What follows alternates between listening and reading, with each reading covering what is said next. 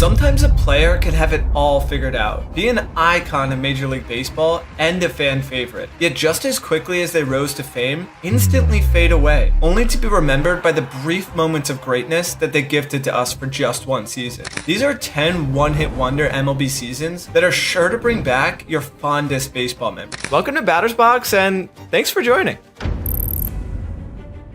Succeeding in your first big league season has to be one of the greatest feelings. To gain a starting spot on an MLB roster is so insanely difficult, and having a great rookie year could quickly pave the way to the baseball promised land of big monies and unlimited Cracker Jacks. That isn't always the case though, because a rough sophomore slump can stop a player's career pretty much before it even starts, which is exactly what happened to Miguel Andujar in 2019.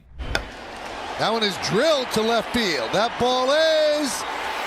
Miguel burst onto the MLB scene in 2018 as the Yankees' third baseman, and his rookie season was literally insane. He boasted a .297 batting average, knocked 27 taters, and in the Yankees' first season without Joe Girardi, Andujar and his fellow rookie teammate Gleyber Torres were literally fire starters for the team. They finished second and third in the American League Rookie of the Year voting, and Miguel only lost to the GOAT himself, Mr. Shohei Ohtani. It seemed like Andujar would be a key piece in the lineup for years to come, but there were some underlying issues in his ball play that would undermine his potential. Andujar was trash at defense, and a torn labrum robbed him of a 2019 follow-up season. That and the emergence of Gio Urshela during Andujar's IL stint meant that he was never really able to find his footing again as a starter. Despite efforts to adapt by playing multiple positions, Andujar was quickly put on waivers and claimed by the Pirates in 2022, and only to be remembered as one of the top could-have-beens in Yankees history.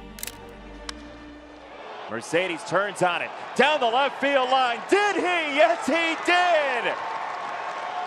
The fun never stops. The Yerminator. Mr. Yermin Mercedes was such a stud in his rookie season, and honestly, remembering his 2021 performance might be the only thing that can make a Chicago White Sox fan smile anymore. He started the season with a ridiculous 8-for-8 hit streak, which made him the first player in the modern era to begin a season with hits in his first 8 at-bats. After he finally got out in his 9th at-bat, the league was so impressed that the other team actually gave him a standing ovation. Yermin kept a .415 batting average through April, earning him the American League Rookie of the Month award and a pretty big fan base. But he couldn't maintain such a high level of performance, and his stats declined sharply in the following months. After hitting a home run on a 3-0 pitch by the rotund and sexy La Tortuga, which angered baseball purists, and then being demoted to AAA in the middle of the season, he announced his retirement at only 28 years old and will only be remembered as a footnote in MLB history. 75. That one is clubbed to left field. Buried. Gary the Kraken Sanchez was a beast in his rookie season. I remember watching him each night and thinking that he was literally hitting a moonshot almost every at-bat. In just 53 games for the Yankees, he hit a ridiculous 20 home runs, and even though he played for only a third of the season, he was voted runner-up for Rookie of the Year. Gary's sophomore season was decent. He still hit over 30 home runs with a .278 batting average, but after 2017, his stats dropped off a cliff. He couldn't maintain even a .200 batting average in 2018, and when paired with his butterfingers behind the plate, the Yankees were forced to part ways with him. After being ranked a 5-time top 100 prospect and once being considered a Yankees franchise cornerstone, he's now on his 5th team in 15 months. And while yes, Sanchez has been decent at certain points since his rookie season, he has never once come even close to performing at the level he once did. Oh gosh! Oh my gosh!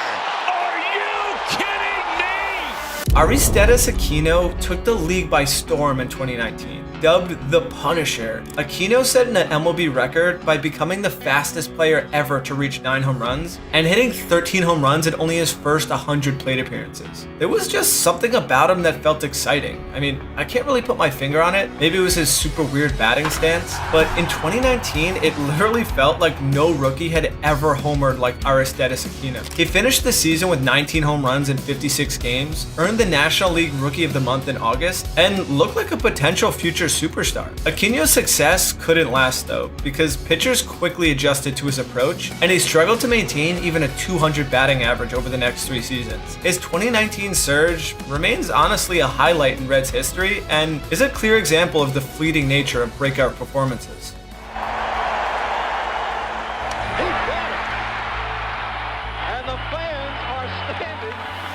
Probably my favorite rookie on the list is none other than Fidrych, affectionately known as the Bird for his resemblance to Big Bird in Sesame Street, who became a national sensation during his 1976 rookie season. His quirky antics on the mound and just genuine enthusiasm captivated fans, and in only his first season, he led the American League with a 2.34 ERA and 24 complete games. Mark was obviously iconic because of his great performances, but there was something about him, something else, in how he almost looked like Napoleon Dynamite imposter who could pitch, that made the Bird just captivate the nation even more than any other player in the league at the time. Mark won Rookie of the Year and a second place finish in Cy Young voting, but in a just rough twist of fate, Mark fell in the outfield while shagging fly balls in 1977 and tore the cartilage in his knee. Things were never really the same for him after this, and with an ERA of 10.43 in 1979 and 5.68 in 1980, the days of the Bird were unfortunately numbered, and he retired after the 1980 season.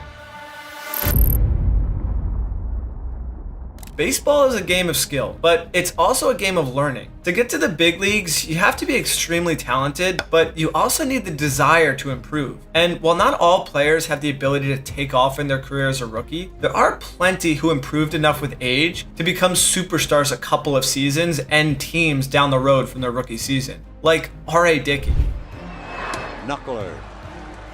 R.A. Dickey's career is a testament to perseverance and reinvention. After 8 years of battling injuries and pitching with an ERA in the 5s, Dickey somehow found a way to master the knuckleball. And since the knuckleball, when thrown properly, is probably the hardest pitch on earth to hit, when he put everything together in 2012, he had a season that was perhaps the most exciting pitching performance in recent memory. He posted a 20-6 record with a 2.73 ERA and 230 strikeouts, which earned him the National League Cy Young Award.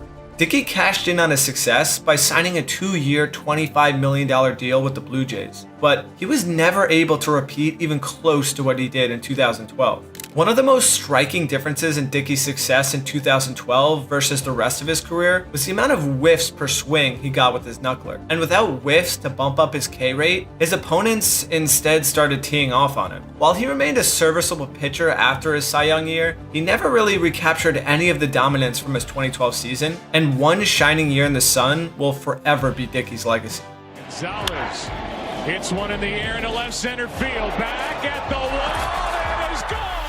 Marwin Gonzalez's 2017 season stands out as a true anomaly in an otherwise very normal career. Primarily known as just that guy who kind of played like every position, Gonzalez for some reason became a hitting machine in 2017 out of nowhere. With a .303 average and 23 home runs, his timely hitting played a crucial role in the Astros' fake World Series championship in 2017. Now that I think about it, the only reason he played so well that year is probably because of the Astros cheating, but whatever the real reason is, which is that he was never able to hit at the same level again and has since bounced around many different teams and retired. That ball is hit well to right field.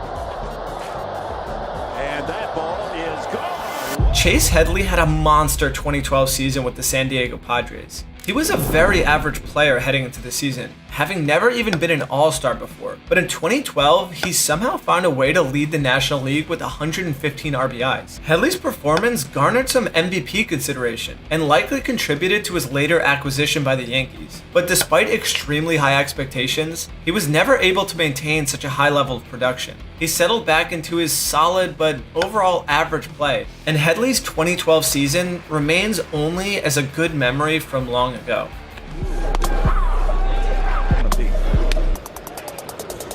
He does.